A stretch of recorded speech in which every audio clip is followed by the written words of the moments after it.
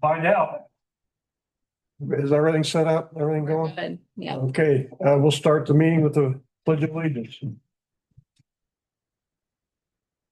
Pledge of allegiance To the flag of the United States of America and to the republic for which it stands, one nation, under God, indivisible, with liberty and justice. Roll call, please. Byron Temple, Yes. Brooke Blackburn, Here. Eric Westfall, Tina Emery, Here. Gary Howard. Here. All right, we have a quorum. Okay, now we have reorganization. Would you like to handle that? We do have reorganization. It's first meeting of the year, yeah. Right, so you're calling for nominations for president or chairman, BZA. I'll make Gary Howard. Okay, but Second. been nominated and seconded. We'll do a roll call. Who's seconding that? Byron. Thank you. All right, Byron Temple, Yes. Kimberly Blackburn, Yes. Derek Westfall, Yes. Juanita Emery, Yes. and Gary Howard. Yes. All right, pass 5-0. All right, Gary, I'll turn it back over to you now to call for vice chairman. Okay, is there any nominations for vice president? Eric Westfall. I second it. Roll call. All right, Byron Temple, Yes. Kimberly Blackburn, Yes. Derek Westfall, Yes. Juanita Emery, Yes. and Gary Howard. Yes. All right, pass 5-0. Okay. No quorum. Has anyone got any questions on the minutes from the November 6th meeting? I make a motion that we accept the minutes from November 6th. I'll second it. Second it. All right, Byron Temple, Yes. Kimberly Blackburn, Yes. Derek Westfall, Yes. Juanita Emery, Yes. and Gary Howard. Yes. Pass 5-0. Okay, if anyone would like to speak tonight, they need to be sworn in. If there's any chance, would you like to speak tonight? Well, You don't have to speak if you get sworn in, but you can, you know. apply for variance. Yeah, Just go. so I would, Even if you don't want to speak. yeah, if you don't want to speak, go ahead, just in case, you know, something comes up. So- You need to speak. Guys, please stand, speak for or against any petition on the agenda for tonight. Okay, raise your right hand. Swear or affirm by the penalty of perjury is testimony about the gives truth, whole truth, not but your truth. So help you God. Do. All right, good. Okay, Bill, you ready? Good evening, everybody. I'm here to present case number 2026 V-01. It is a development standards variance to permit an alternative exterior material, which will be LP siding, to the 75% brick or stone requirement and the requirement of the side yard setback in the R1 zoning. The proposal, the petitioner, Kevin Jewell, is requesting a development standards variance in the Park Forest subdivision, specifically for the reduction of the required side yard setback and the utilization of LP siding on the exterior that would deviate from the requirements of Town Ordinance 156.054, 156.057. Both of those ordinances are related to the R1 zoning classification in the town of Whiteland. The site, the subject property is located at 750 Cynthia Lane, Whiteland, Indiana, 46184. The property is lot 65, section 4 in Park Forest subdivision. The zoning review, this is pulled out of our ordinances. 156.054 talks about side yards in R1 zoning. Says a 12-foot minimum on one side, 15-foot minimum on the other side, including 27 feet in both side yards except corner lots, where the side yard setback on the side street shall be the same as the front yard setback. And then also our exterior material, a single-family dwelling unit shall be constructed with exterior finishes consisting of either brick or stone, covering 75% of the aggregate total area of all exterior walls, exclusive of doors, windows, and associated trim. The next page in staff report, giving you an overview as to where this kind of lies, just south of the Joseph Lane thoroughfare through Park Forest, right there on the west side of Cynthia Lane. Third picture in the staff report is the drawing provided by the petitioner, Mr. Jewell, which kind of outlines what we're looking at. And when you're looking at the site picture, the addition is going to be on the south portion of the primary structure, so it's going to be attached. This is for a third car garage. And you can see the dimensions there. He has 9'9" to his south property line from the southmost edge of the new addition. Again, just to revert back to the zoning review, he's got 16 on the north side, which suffices the 15-foot portion of it. The reason for the variance tonight is with this third car addition, we'll be at 9'9". There is a 7.5-foot drainage and utility easement that is also along that southern property line. That had no impact here. So we're still a good portion, almost 2 feet from that drainage and utility line that runs through the side yards. Trying to see if there's anything else pertinent with it. The top portion of the picture is the south elevation. That's where he's calling out for the LP siding. The following page shows you the existing conditions of the structure as it sits today with the red brick. One thing that I've reached out to with the petitioner is to ask that the front elevation that faces Cynthia Street is to mirror that of the brick facade that you see on what would be the east elevation of the house to match.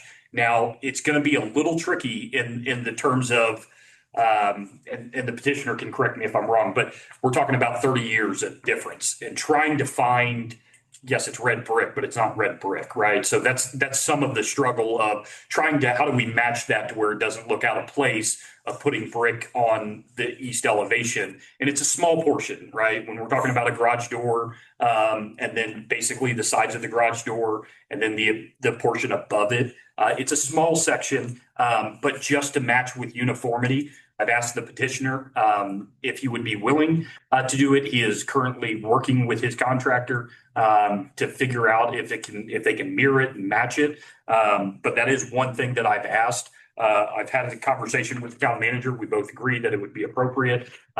If you guys did grant the variance today with the LP siding on the south elevation and the rest that wouldn't necessarily truly face the public right of way, but the stuff that faces the road side of it, we feel that it would be appropriate that it matches with the brick facade as it does along the rest of the east facade of the structure.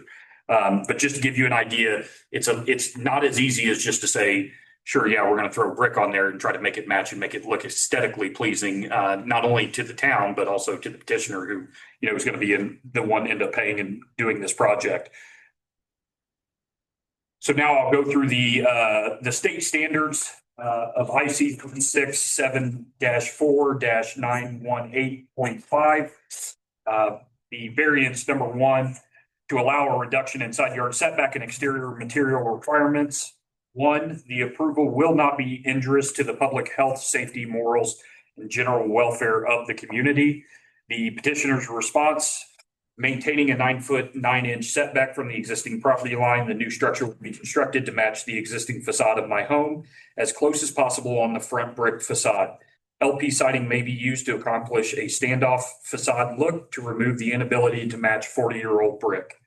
The town's response, there would be no potential impact to the public health, safety, morals, and the general welfare of the community with the addition of a third-car garage extension. Number 2, the use and value of the area adjacent to the property included in the variance will not be affected in a substantially adverse manner. The petitioner's response, I will maintain the remainder of the property outside the new addition as it is now, grass between my home and my neighbors. The existing double gate chain link fence will remain from the southern point of the new addition to the property line chain link fence. Town's response, the staff does not believe the addition would cause any adverse actions with the surrounding properties. The addition would add to the overall AV or assessed value of the petitioner's property, which would most likely have a similar effect to the surrounding properties. Number 3, the strict applications of the terms of the zoning ordinance will result in practical difficulties in the use of the property. petitioner's response: with the current town ordinance that does not allow street parking from the hours of 2 a.m. to 5 a.m., this would allow for an additional vehicle to be housed within the structure. This would keep an additional vehicles from occupying more of the driveway and not forcing vehicles onto the street and to follow town code. The town's response to this was, with the size of the current driveway and the availability to be in conformance of having vehicles be on a hard surface and not occupied in the street during morning hours. The hardship also comes from the original layout of the residence, with the garage being situated on the south end of the parcel. There would be no other way for the petitioner to have an extension beyond what is being proposed currently. The approval will not impair the adequate supply to light and air to the adjacent property. The petitioner did not respond. The town's response is there would be no impact to the supply of light and air with a small improvement of the petitioner's property. Number 5, will not increase the hazard from fire, flood, and other dangers to adjacent properties. Petitioner's response: the approval will not increase hazard from fire, flood, and other dangers to adjacent property. The town's response: the staff would request from the board that the petitioner terminate their downspout to discharge from the southeast corner of the structure to mitigate the current drainage elevation that the town has seen in the rear properties. And just to give you a little foreshadowing on this, so in this general area, the west property line, we've had a lot of drainage issues throughout the totality of these houses. There's no storm structures in the backyards of these. One of the problems that has persisted in this area is we've had a lot of barns, sheds, accessory structures that have been put really close to the property lines, and that's mitigated any kind of flow. The natural drainage of everything is to kind of start 2 properties north of Mr. Jules, and then everything is supposed to run south until it catches the road. And at that point, it's supposed to follow the curb and gutter of it. So that's why I'd ask that any termination point that we have, I don't want to add to that what we already know is a problematic drainage area. So if I come off the southeast corner where we terminate, the hard part is obviously I can't do a whole lot with the southwest corner of it. But when you look at the petitioner's plot plan, when it was originally built, basically through the middle of the structure running north and south, that is the grade break line. So if you run through the middle of his house, the water is to shed both east and west that way. That was 40 years ago. The ground's changed, elevations have changed and stuff like that. But I would still rather a majority of that water be shed to the east so that it will eventually catch Cynthia Lane. And then obviously it'll come into the town storm system, which hopefully would alleviate some of it, because we are obviously adding impervious surface to this parcel, which is just more area that the ground's not going to be able to soak up any rainwater that we get. So that would be one requirement that I would ask from the board, if it is granted approval, that we do terminate off the southeast corner with the downspouts.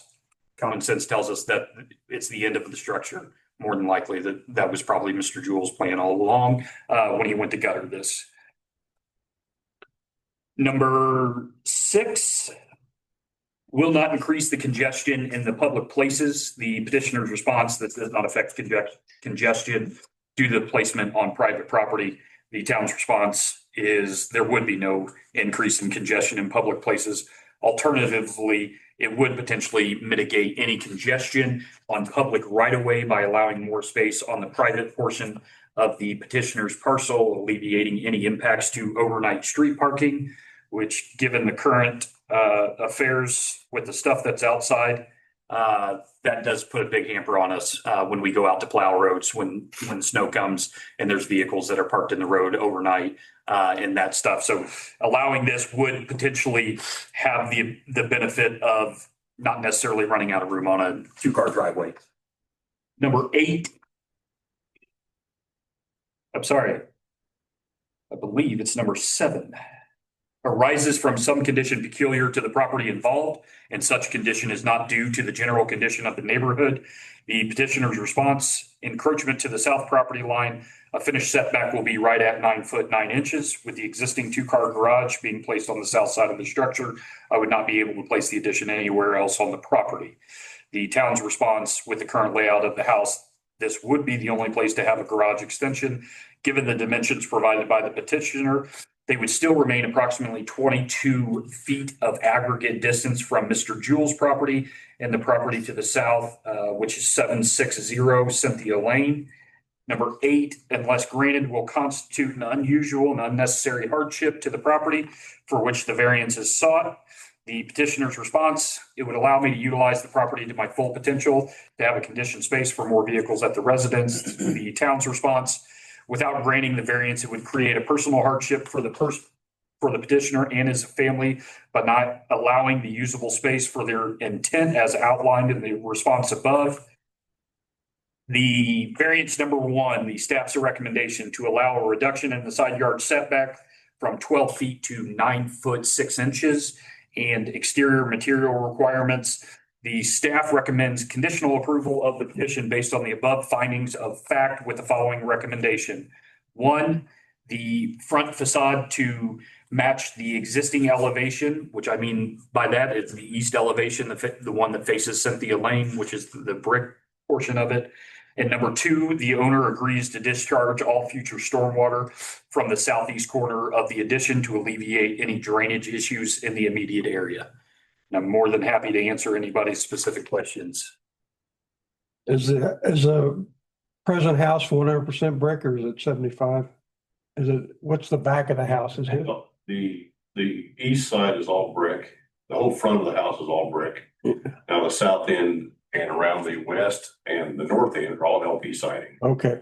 And so when this house was So we're built, matching the yeah, part that isn't brick. I spoke with Make sure. Mason that he's found the brick size and the color for me. So I'm always is everybody's ears, I think. gonna lay up to the front, but I want to match the brick if I can and all. It has LP siding above the overhead, the existing 16-foot overhead door, 2 rows of LP. They just break up the legs of the left and right of the overhead door. That's what I would do on the smaller door, just put LP siding above the smaller door and run brick, too thin of brick, and then the brick on the left side. And The driveway, yeah, obviously the town agrees that if it would match what is the existing conditions of the structure with the 2 rows of the LP off of what, not necessarily the gable end, but the vaulted end above the garage door, obviously we'd want with the rest of the structure, it would make sense to say, hey, all of it's got to be brick. If it were to match the east elevation, then the town would obviously be in favor and we would permit it as such. driveway is going to be widened also. We haven't had that conversation yet. I would imagine that, yeah, we'll run down that, but right now for this portion of it, for the variance side of things, I don't know necessarily. Variance wouldn't be necessary for the driveway part. Okay.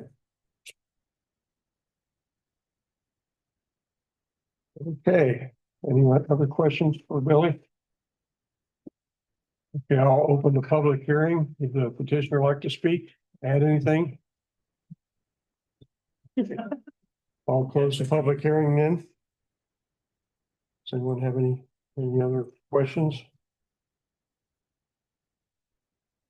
So everything else will look the same. It looks like you're just adding like a workshop area. I am a single car addition on the south end. Yeah, that's the existing south end is gonna remain the LP siding and I'll mimic that. Yeah. Over that. And the front will be brick. We just discussed. Okay. Any other comments? You want to make a recommendation? Make a motion to accept based off of the, You have to. Findings and facts. Yeah. Based off of the staff's recommended conditional approval for the front facade to match the existing elevation and the discharge, the stormwater from the southeast corner of the addition to alleviate All drainage the findings and facts. and adopt the things effect. Huh? I don't even need to be Yeah. here. Everybody understand? I've got the motion if I want to reiterate it for everybody. Okay. Motion to approve the variance to allow reduction of side yard setback exterior material requirement. Conditioned approval on the front facade to match the existing elevations and the discharge the southeast corner addition to alleviate drainage issues and adopt petitioner's findings of fact. I'm sorry, staff's findings of fact. Sorry. Yeah. I'll second that. As stated. Ditto. Okay. Byron Temple. Yes. Kimberly Blackburn. Yes. Derek Westfall. Yes. Juanita Emery. And Gary Howard. Yes. All right, pass 5-0. Okay.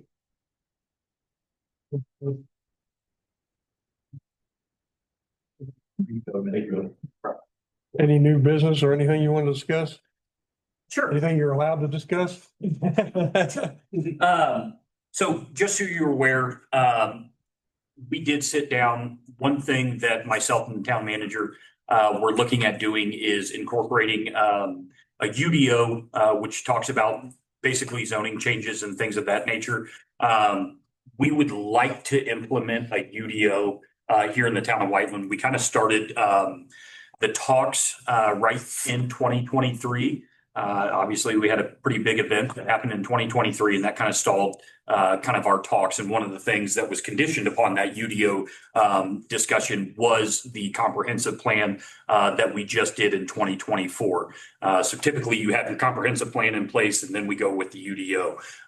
With that, some of these things that I continually bring up to you guys is one of the things that I want to rectify within the UDO. Just because with the zoning language of things, we haven't quite seen those things be amended to match current world type of things. And so that is one thing that I'm hoping. I can't give you a timeline. I don't know when that timeline is. We just started preliminary talks today to have that discussion with an outside source to get the ball rolling on that, because I think that it's something that we need. I certainly value everybody's time on this board.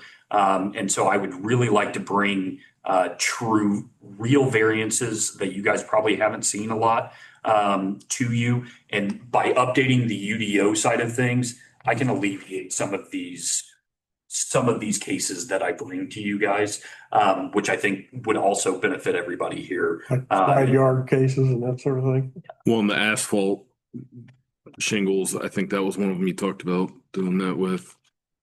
Well, actually, we got the stipulation on the roof coverings from Stephen Watson. And I will never bring a roof material variance to you guys ever again. It's to be decided in-house by myself, who happens to run the department. So that we talked about, it doesn't require a variance at this point. So those kind of things, but there's certain things that we want to look at. We want to catch up with the times. We want to make sure that we're encompassing everything. Again, I don't want to bring everybody here for one small specific item that we could address in a UDO. I feel like it would be a benefit to everybody here, but not also just the people here, but also the residents here in the town. It'll just make things a lot more smoother, a lot cleaner. It'll be very straightforward, because the problem is when I send what the zoning ordinance is to folks, sometimes if you're not in this world, it doesn't mean a whole lot to everybody. And so that it just muddies the water, and a UDO is very, very explicit in what it talks about. And that's one thing that we are trying to get ahead of. I've got a lot of things in the works that are before that I'm trying to get through. I'm getting right away ordinances amended. I'm getting our design standards and specifications for construction. I'm getting that all amended as well. So it's going to happen. It's going to come. I don't know. I don't believe I think that goes straight to the council. I don't believe it goes to the plan commission. But I once I get in the throes of it, but I would hope, maybe, I don't want to put a timeline on it. But that is something that we are actively trying to do to try to navigate through this. Because one thing that we have seen is a lot of folks here, some of you do live in a PUD. That's one thing that we've seen when it comes to residential districts, are these planned unit developments. I'm neither here nor there to speak on that.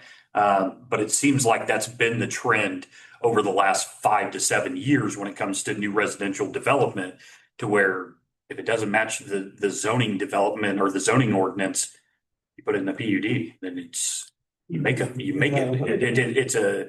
It's a mixed bag of a lot of zoning overlays. And so that's what we want to kind of work ourselves into with a UDO to where it's very explicit. It has a lot of different uses to it. Most of the communities here in Johnson County currently utilize a UDO. Makes my life a heck of a lot easier. It seems like that should go to the plan commission though, because that's a. I can't remember if it is or not. Like I said, we just had a preliminary talk just to discuss the overall idea of a UDO. But that would be something that, like I said, should mitigate a lot of these variances from the development standard side. Well, it seems like if a neighborhood, if something is already in the neighborhood, you don't want to force them to go to higher standards. That's what we seem to be trying to do. You know, for new housing, of course, that they get around it with having a, you know, a PUD or. Correct. But the, you know, like in Park Forest where I live and where this Right. was, you don't want to put an addition on your house and have to make it 75% brick when you've Yeah. got. Yeah, and that's kind of what kind of drove the drive to this, right? Is in today's world, I know I come to you all the time with a hardy plank, right? With that type of material. And based off the language in the zoning ordinance, I have to, right? Because it says brick or stone, even though it is of the type of material of masonry material.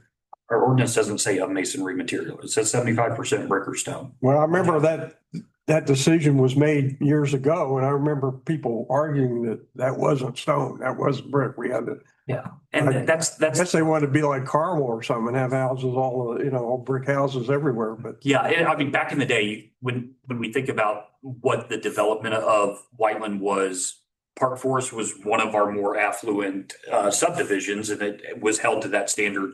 And anymore, you can still get a quality product without having 100% brick house. The hardy board siding and stuff of that nature, it still looks very clean and very sharp. Obviously, you know, you obviously have it on your own primary Brick and structure. that, yeah. And so, I mean, those are the things that we want to clean up, right? Or things of that nature. Is that really what we think is best for the community and the residents of, you know, this language in the zoning ordinance? Or is it something we need to revisit every 3 to 5 years, which is my goal with a lot of things within the town is every 3 to 5 years. Hey, are we coming back and revisiting it? Is this the way the trend of, you know, the world is moving and going? That is the ultimate goal, is to keep up with the times and stuff like that so that we don't have to go back. You know, and one of the things that we talked about today was, you know, in our zoning ordinance right now, where the warehouses are housed in the industrial portion of it, they have a 5-yard setback. I just made an individual with a residential structure come here because he's required to have 12 feet in a subdivision. You're telling me that I can put a 1,000,000 square footer 5 feet from a property line. So those are the things that we want to update and amend to make it to where, does it make sense in the real world, right? That's the ultimate goal. And then that way I'm respectful of your guys' time to be able to bring you guys things that I think are pertinent that you need to decide on. Good. That's it. Thank you, Billy. I make a motion, we adjourn. Second. We're adjourned.